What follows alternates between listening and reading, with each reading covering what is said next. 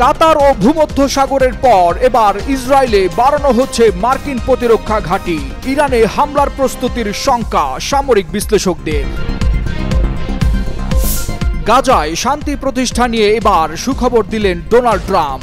সংকট সমাধানের প্রথম ধাপ শেষ করতে মিশরে মিলিত হচ্ছে সব পক্ষ। সুমুদ ফ্লোটিলার মানবাধিকার কর্মীদের সাথে ইসরায়েলের বর্বর আচরণ, চোখ বেঁধে মারধর সহ নোংরা পানি খেতে দেওয়ার অভিযোগ। নেপালে প্রবল বৃষ্টিতে ভয়াবহ বন্যা, তীব্র স্রোত ও ভূমিধসে অর্ধশতাধিক মৃত্যু। দুর্যোগ মোকাবিলায় 2 দিনের সরকারি ছুটি ঘোষণা। শক্তিশালী টাইফুন মাতমোর তাণ্ডবে লণ্ডভণ্ড দক্ষিণ চীন। ঘণ্টায় 151 কিলোমিটারে বইছে বাতাস। উঁচু জলোচ্ছ্বাসে তলিয়ে গেছে ঘরবাড়ি, রাস্তাঘাট।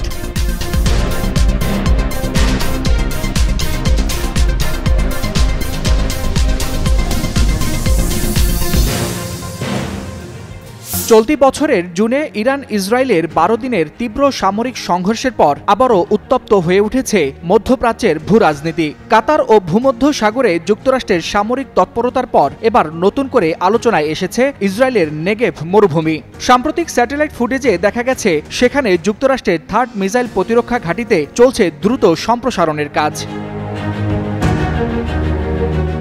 স্যাটেলাইট ছবিতে দেখা গেছে ইসরায়েলের সাইট 512 রাডার ঘাঁটির কাছে যুক্তরাষ্ট্রের থার্ড বা টার্মিনাল হাই অল্টিটিউড এরিয়ার ডিফেন্স ঘাঁটিতে জোরেশোরে কাজ চলছে। এর আগে এই ঘাঁটিতে মোতায়েন ছিল মার্কিন বাহিনীর 6টি থার্ড ইউনিট। তবে এখন আরও 5টি লঞ্চার স্থাপনের প্রস্তুতি চলছে। অর্থাৎ এই ঘাঁটিতে মোট লঞ্চারের সংখ্যা দাঁড়াচ্ছে 11তে। বিশেষজ্ঞদের মতে এই হঠাৎ সম্প্রসারণ কেবল প্রতিরক্ষার অংশ নয়, বরং এটি হতে পারে আগাম কোনো আক্রমণাত্মক পরিকল্পনার ইঙ্গিত।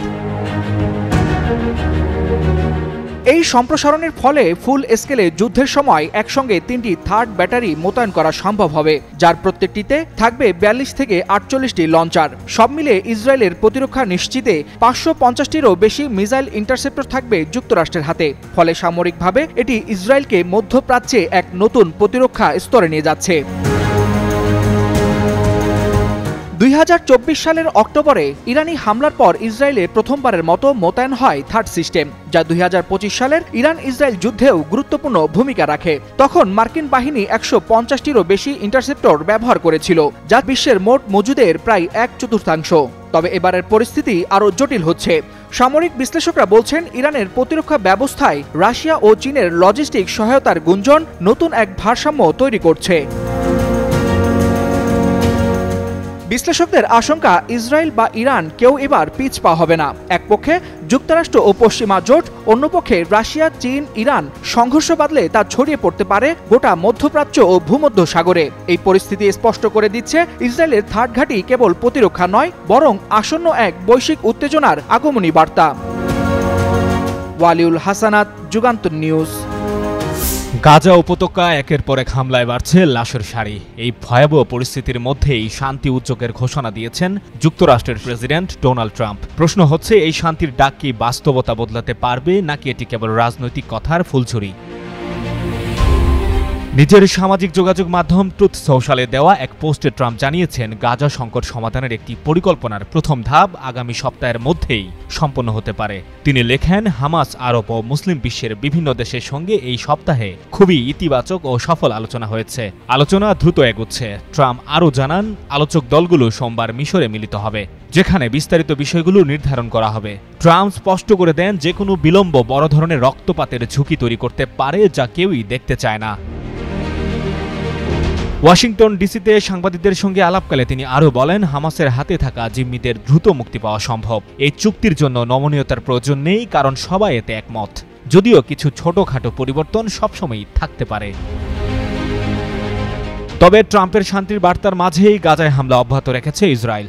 স্থানীয় সময় রোববার গাজার আল মাওয়াসি এবং আশেপাশের বেশ কয়েকটি স্থানে বোমা হামলা চালায় ইসরায়েলি বাহিনী। এতে অন্তত 24 জন নিহত হয়েছে। ট্রাম্পের শান্তির বার্তা একদিকে, অন্যদিকে নেতানিয়াহুর রক্তপাতের বাস্তবতা।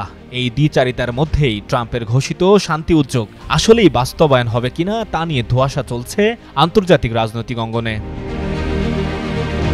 সঞ্জয় দত্ত, যুগান্তর নিউজ।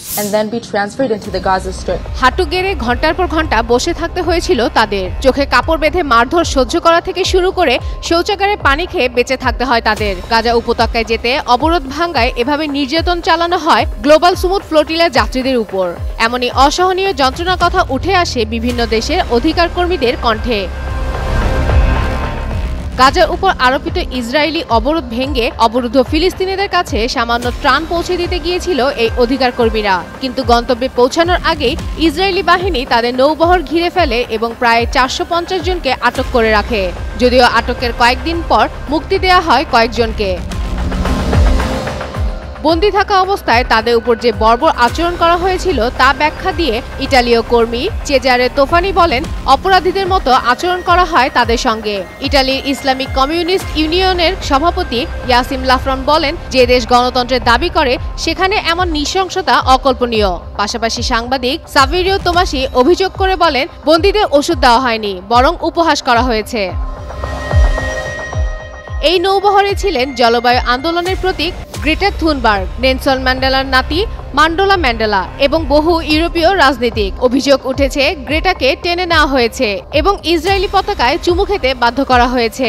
মালয়েশীয় শিল্পী হেলিজা ও হাজওয়ানি হেলমি জানান, 3 দিন তারা না খেয়ে থেকেছেন এবং শৌচাগারের পানি খেয়ে বেঁচেছিলেন।